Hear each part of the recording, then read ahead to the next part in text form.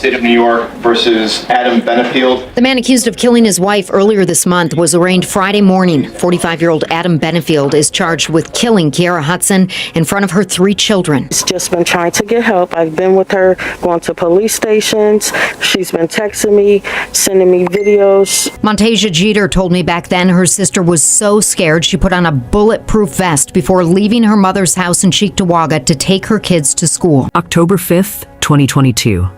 8:30 in the morning. A mother kisses her 3 kids goodbye, buckles them into the back seat, and pulls out of the driveway wearing something most people would never think to put on before a school run. A bulletproof vest. Her mother had asked her why. She'd answered quietly, almost like she didn't want the words to be real. "Because he's going to kill me. You don't understand." 15 minutes later, she was dead. Shot in the head. In broad daylight. At a residential intersection in Buffalo, New York. Her children watching from the back seat. The man who killed her? Her estranged husband, released from jail just 72 hours earlier, with video evidence of him beating her, with her begging police for help, with a protective order that was supposed to keep him away. Her name was Keaira Hudson. She did everything right, and she still died. This is her story.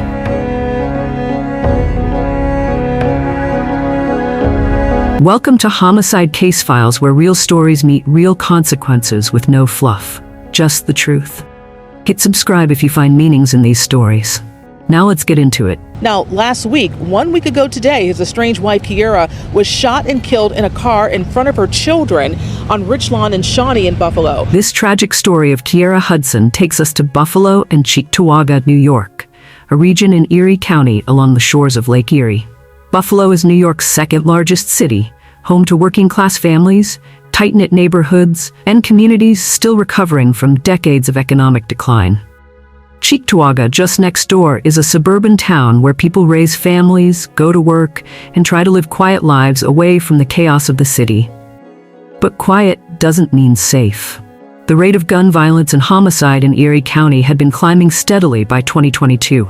That year alone, the county recorded 16 domestic violence-related deaths, the highest number in recent memory. Since 2018, 61 people had been killed in domestic violence incidents across the area. Buffalo itself was reeling from multiple mass shootings, including the racist massacre at a Top supermarket in May 2022 that left 10 people dead. For Keaira, living in Cheektowaga didn't shield her from the violence plaguing the region. The easy access to firearms, the overwhelmed court system, and a culture where domestic abuse often goes unchecked until it's too late, all played a role in her death. She became one of 16 that year, one of 61 since 2018. Another name on a list that keeps growing. Keaira Hudson, sometimes known as Keaira Bennefield, was 30 years old when she died. She lived in Cheektowaga, a quiet suburb just outside Buffalo. She was a mother to 3 young children, the oldest around 9, the youngest barely 4. She worked. She juggled custody schedules. She showed up to court dates.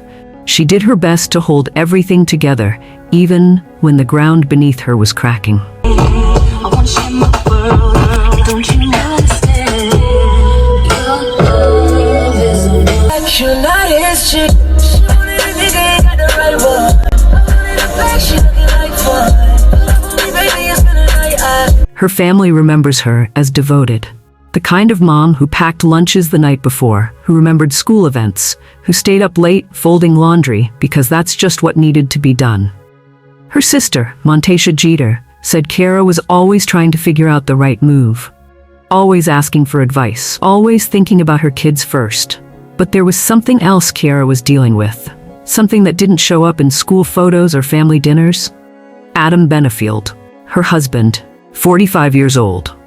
And for reasons only people who've lived through abuse can fully understand, he had his hands around her throat long before he ever put a gun to her head. Andrew Hodge, the father of one of Keaira's children, said everybody knew she was scared of Adam. It wasn't a secret. It was the kind of thing people whispered about, but didn't know how to fix. Hodge said Keaira was constantly calling friends and family, trying to figure out how to keep everyone safe. Trying to navigate a system that was supposed to protect her, but somehow kept letting her slip through the cracks. By late September 2022, Keaira had moved in with her mother. She was too afraid to be alone, too afraid to sleep in her own house. She told people she thought Adam might actually kill her this time. My mom asked her, why are you putting that vest on? She said, because Mom, he's going to kill me. You don't understand. And as soon as she went around the corner, he killed her. Most people probably thought she was being dramatic. You know how it goes. He's all talk. He wouldn't really do it. Just get a restraining order. She did get a restraining order. And it didn't matter, because here's the thing about domestic violence that nobody wants to admit. The most dangerous time for a victim isn't when they're still in the relationship. It's when they try to leave. September 28th, 2022. Kiara was at home in Cheektowaga. Adam showed up, and what happened next was captured on video, 7 minutes of it. She recorded him beating her, punching her, kicking her. You could hear her gasping, pleading. You could see the rage in his movements. This wasn't a fight. This was a man trying to destroy someone. After it was over, Kiara did something brave. She posted the video on Facebook, not for attention, not for sympathy, but because she knew that without proof, people wouldn't believe her. Without proof, the system wouldn't act. She wrote, "This is what this man does to me." Local news picked it up. Cheektowaga police responded. They began investigating. By October 2nd, they had arrested Adam Bennefield. The charges? Third-degree assault, 2 counts of criminal mischief, menacing, harassment, all misdemeanors. Let that sink in for a second. A man beats his wife on camera for 7 minutes, threatens her life, and walks away with misdemeanor charges. Adam turned himself in, went through arraignment, and then, because New York's bail laws don't require detention for misdemeanors, a judge released him. Just like that. A few hours in custody, and he was back on the street. Quite a scene today on Bissell Avenue when he was actually taken into police custody. In fact, neighbors on the street were cheering. But now Adam Bennefield, as you mentioned, he's 45 years old. He has a murder charge to now deal with. Take a look at the video that we received today. This is video of him in police custody after one eyewitness saw police tackle him in the field. He didn't resist arrest because he was surrounded by officers. Some people saw him just around the corner from where he was captured at a shelter getting food just yesterday. Now, last week, 1 week ago today, his estranged wife, Kiara, was shot and killed in a car in front of her children on Richlawn and Shawnee in Buffalo. This was just a day after Cheektowaga police let him out of jail for a domestic violence incident. For 1 week, he's been on the run, but that ended today. Just yesterday, y'all thought he was in Atlanta or Oregon. I'm watching the news. So there you go. Think smart, think swift. Because the Coco Chanel mask was what was the giveaway. You have on a female mask, you're a man. And then it was the eye contact, the way that he was looking at me. So I called the police last night.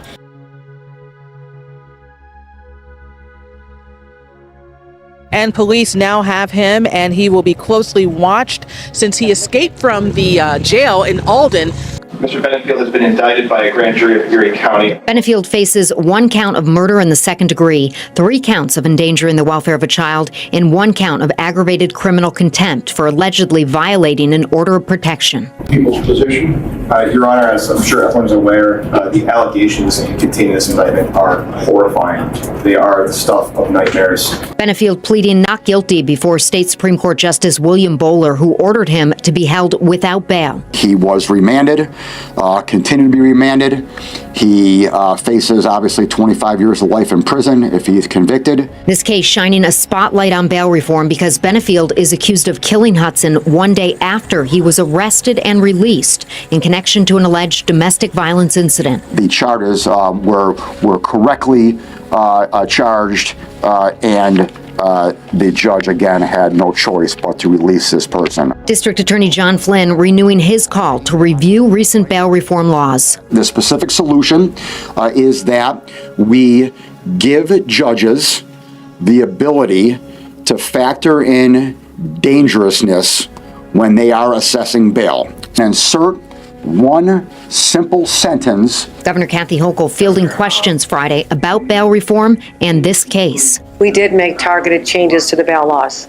I think that is absolutely overlooked in this heightened political atmosphere where everything's supercharged. I don't think that's the answer. The answer is to make sure that a woman like that poor woman, has the support system she needs, has the ability to get an order of protection. When I spoke with Kiara Hudson's family the day she was killed, they told me not only did she have an order of protection, but she was also wearing a bulletproof vest. Because Mom, he's going to kill me. You don't understand. He smashed into the front of her car in front of a school bus and got out the car with a shotgun and shot her and pulled off. The judge did issue a family offense order of protection, a piece of paper that said Adam wasn't allowed to contact Kiara, wasn't allowed near her, wasn't allowed to so much as send her a text. Kiara knew what that paper was worth. Nothing. She told police she was terrified. She handed over a disc with the surveillance footage. She texted friends and family constantly, updating them, making sure someone knew where she was at all times. She even gave loved ones her phone password, just in case something happened to her. Domestic violence advocates who reviewed her case later said Kiara did everything by the book. She called 911, she filed complaints, she documented the abuse, she got the protective order, she cooperated with investigators, and none of it saved her. Because the system isn't built to protect women like Kiara. It's built to react after they're already dead. In the days leading up to October 5th, Kiara was living in survival mode. She stayed with her mother. She didn't go anywhere alone. She checked her mirrors constantly. She probably didn't sleep much. Maybe she couldn't. Her mother noticed something odd. Kiara had started wearing a bulletproof vest under her clothes. Not every day, but on days when she had to leave the house. Days when she knew she'd be vulnerable. October 5th was one of those days. She had to drop her kids off at school. Then she had a court hearing. Custody stuff. Routine in theory, but nothing felt routine anymore. Before she left, her mother saw the vest, asked her why she was wearing it. Kiara's answer was quiet, almost resigned. Because he's going to kill me. You don't understand. Think about that for a second. A 30-year-old mother putting on body armor to take her kids to school, kissing them goodbye like it might be the last time. Getting into her car knowing that the man who swore to love her might be waiting somewhere with a gun. And still going. Still trying to live her life. Still showing up for her kids. That's not paranoia. That's clarity. She knew. And so maybe did everyone around her. But what could they do? He was out on bail. The order of protection was active. The police had been notified. There were no more legal steps to take. So Kiara drove. At around 8:30 a.m., she was heading down Richlawn Avenue, near Shawnee. Her 3 kids were buckled in the back. She was probably thinking about the day ahead. About court, about what she'd make for dinner, about normal things. And then she saw him. Adam Bennefield, in a stolen pickup truck, coming up fast behind her. He rammed her SUV, hard enough to force it to a stop, hard enough that she knew this wasn't an accident. She didn't have time to scream, didn't have time to call 911, didn't have time to tell her kids to close their eyes. Adam got out of the truck, shotgun in hand, walked up to her window, and shot her in the head. Right there, in front of her children. At a residential intersection. In broad daylight, a bystander called 911. Emergency responders arrived within minutes. Keaira Hudson was pronounced dead at the scene, 30 years old, mother of 3, gone. The bulletproof vest she'd worn? It didn't matter, because Adam Bennefield knew exactly where to aim. Immediately after the shooting, Adam Bennefield fled. Cops found his license plate at the scene. They knew who he was. They knew what he'd done. Within hours, Buffalo police issued a $7,500 Crime Stoppers reward for information leading to his capture. But he was gone. For 2 days, Adam was a fugitive. And during those 2 days, Kiara's family had to sit with the horror of what had just happened. They had to tell her children that their mother wasn't coming home. They had to plan a funeral.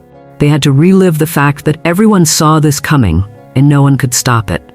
On October 7th, Buffalo police confirmed Kiara's identity publicly and named Adam Bennefield as the prime suspect.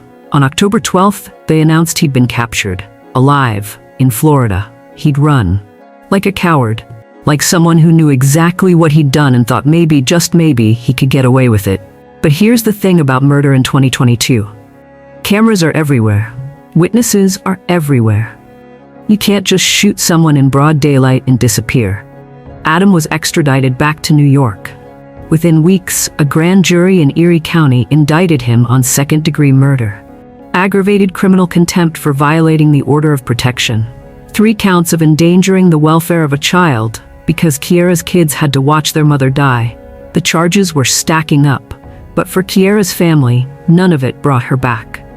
Montacia Jeter, Kiara's sister, spoke to the press shortly after the arrest. Her words were raw. She was just trying to get help. Everyone was trying to help her, and this is what happens. It took 2 years for the case to go to trial. 2 years of waiting, 2 years of Kiara's children growing up without their mother. 2 years of her family fighting to make sure her death meant something. In November 2024, Adam Bennefield finally faced a jury in Erie County Supreme Court. The trial lasted 3 days. Prosecutors played the cell phone footage, the surveillance video. They brought in witnesses who testified about the abuse Kiara had endured. They brought in the 911 call from the bystander who watched her die. And then they did something that must have shattered everyone in that courtroom. They called Kiara's oldest daughter to the stand. A child. A little girl who had to sit in front of strangers and recount the moment her stepfather murdered her mother. Who had to relive the worst day of her life in front of the man who caused it. Can you imagine that? Being 9 years old and having to testify against the man who killed your mom? The prosecution praised her courage. But honestly, she shouldn't have had to be courageous. She should have been in school. She should have been playing with friends. She should have had her mother. The defense didn't have much to work with. How do you defend a man who was caught on camera, who violated a protective order, who hunted down his wife in broad daylight and executed her in front of their kids? You can't. On November 20th, 2024, after just 1 hour of deliberation, the jury came back with a verdict: guilty. On all counts: second-degree murder, aggravated criminal contempt, endangering the welfare of a child. Every single charge. Adam Bennefield showed no emotion. Kiara's family wept. On December 23, 2024, just before Christmas, Erie County Supreme Court Justice William Baller sentenced Adam Bennefield to the maximum penalty allowed under New York law: 25 years to life in prison. Acting District Attorney Michael Keene called it what it was: a callous, cold-blooded murder.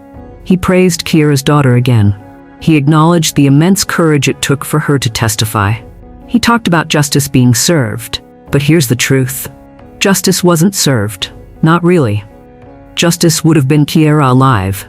Justice would have been Adam behind bars after that September assault. Justice would have been a system that took her fear seriously before it was too late. This was just accountability, which is better than nothing, I guess. But it's not the same thing. Kiara's mother filed a wrongful death lawsuit against the town of Cheektowaga and its police department. The suit alleges that officers were negligent, reckless, careless in how they handled Adam's arrest, that they didn't charge him seriously enough, that they gave him the opportunity to kill her. Cheektowaga police declined to comment due to ongoing litigation. But honestly, what could they say? That they followed protocol? That their hands were tied by bail reform laws? Maybe. But Kiara is still dead.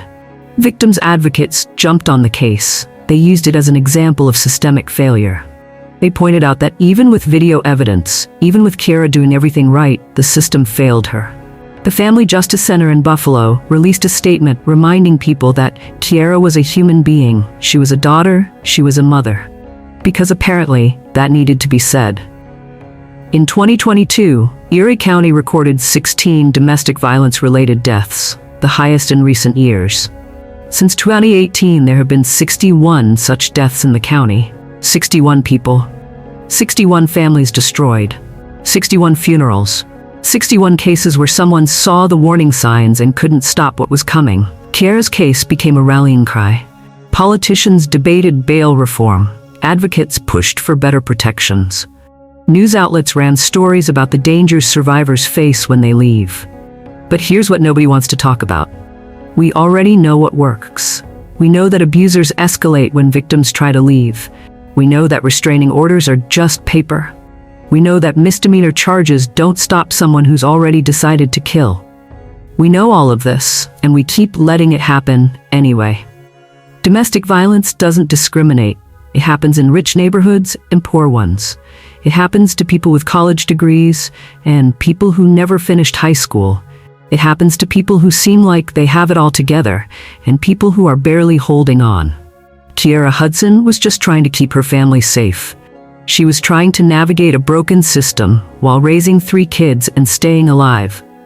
She did everything she was supposed to do, and it still wasn't enough. Because the truth is, the system isn't designed to save people like Kiara.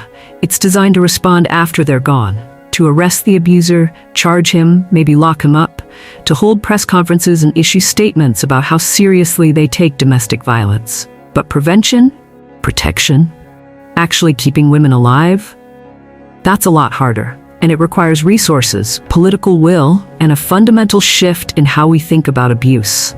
It requires believing women when they say they're in danger. It requires holding abusers accountable before they kill. It requires judges and prosecutors and police officers to see protective orders as more than paperwork. Kiara's sister said it best, everyone was trying to help her. And this is what happens. Everyone was trying, and it wasn't enough. So what do we do? Honestly, I don't know. I'm not a lawmaker. I'm not a domestic violence counselor. I'm just someone telling you this story and hoping that maybe, just maybe, it makes you think twice the next time someone you know says they're scared of their partner. Because here's the thing. Kiara wore a bulletproof vest to drop her kids off at school. Think about that. She knew. She knew exactly what was coming, and she still couldn't stop it. If that doesn't terrify you, I don't know what will. To Kiara's family, to her mother, to her sister Montacia, to her 3 children who had to witness something no child should ever see.